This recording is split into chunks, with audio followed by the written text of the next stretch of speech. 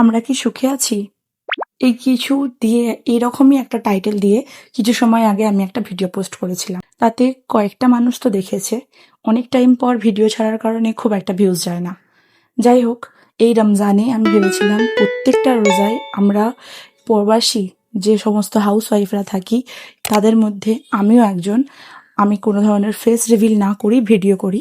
তো চেয়েছিলাম খুব একটা লাইফস্টাইলটা প্রত্যেকদিন দেখাবার, কিন্তু কিছু করার নেই। আমার গলার অবস্থাটা খুব খারাপ হওয়ার কারণে আমি তৃতীয় রোজা থেকে কোনো ধরনের ভিডিও ভয়েস ওভার দিয়ে ছাড়তে পারিনি। কিন্তু আলহামদুলিল্লাহ এখন আমার গলাটা অনেকটা ভালো আছে, আর এখন আমার শরীরটাও অনেকটা বেটার আছে। আমরা যারা এরকম প্রবাসে থাকি, হাউসওয়াইফরা, স্বামী সন্তানকে নিয়ে ছোট্ট একটা সংসারে, তাদের কিন্তু অনেক দায়িত্ব।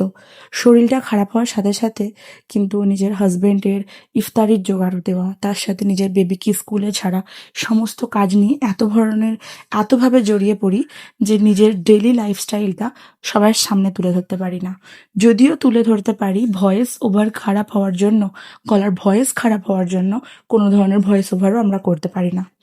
যাই হোক, উঠেই ফার্স্টে সমস্ত ঘরের কাজ কমপ্লিট করে, বেবি যেহেতু দুপুরের পর একটু ঘুমিয়ে গিয়েছিল, সেই জন্য ইফতারের অনেক কাজগুলো এগিয়ে রাখলাম।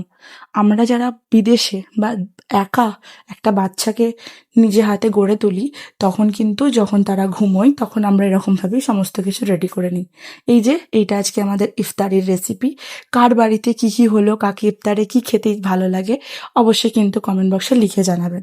আমার গলাটা কিন্তু এখনও পুরোপুরি ভালো হয়নি, তার কারণে আপনাদের হয়তো একটু অসুবিধে হচ্ছে, একটু অ্যাডজাস্ট করে নেবেন।